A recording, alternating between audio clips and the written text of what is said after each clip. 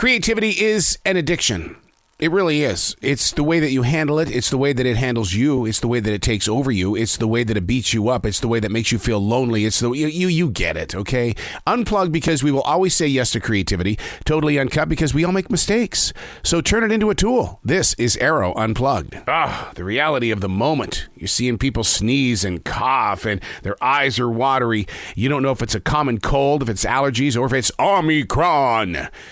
For the love of God, please find peace in our souls so that we can grow beyond this. 21 months deep into this race in life is just too much to handle. Do you not think so? So I got a new writing instrument. I'm using it today. I'm calling it JJCM, Jenny, Juan, Carlos, Mia, the first letters of my daughter's family. Writing instruments are tools to me, an important part of my daily process. You know what? I still use the instrument that I used at my daughter's wedding. When they were sharing their vows, there I was in that row writing things down because I wanted to capture the moment with a writing instrument. Not with a camera, but a writing instrument. And now her children are 18 and 16. This was their gift to me. And it's like, oh my God, I'm going to love the idea that I can connect that writing instrument from their wedding day to this instrument. I cherish these tools. I mean, to the point I'm sure people would probably think, boy, he's sick. He's really sick in the heart. He really is. Each writing instrument has its own personality. Now, outsiders will probably argue with me on that, claiming that, no, it's the writer that brings the energy.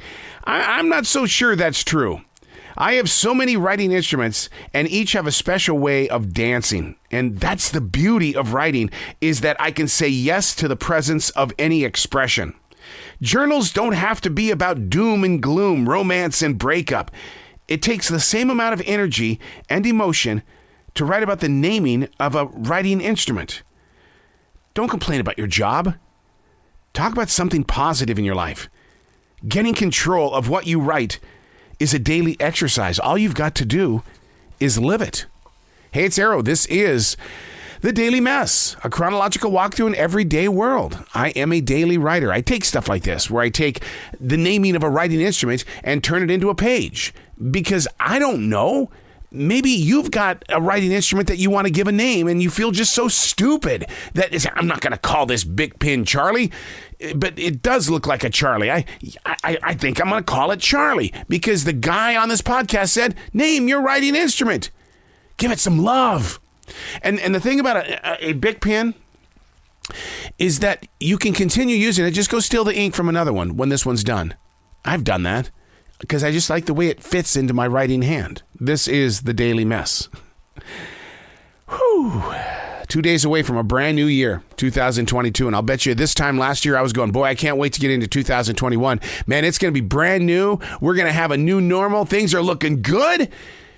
And you see where we are today. So I'm going into 2022 with, you know what, an open heart, an open mind, ambition, dreams, but I'm going to be prepared because I don't think that we're there yet. I don't think we're there.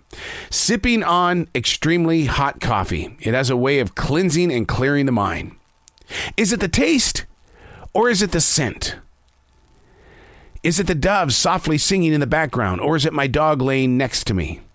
The daily goal is to learn how to recognize where peace is and where it's growing from that moment.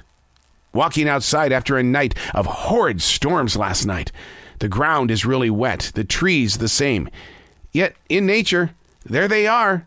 The deer are dining just like they do every morning inside this forest. And Jazzy and I, we just walked by 3 deer. Locating what is peaceful without having to make up our own peace.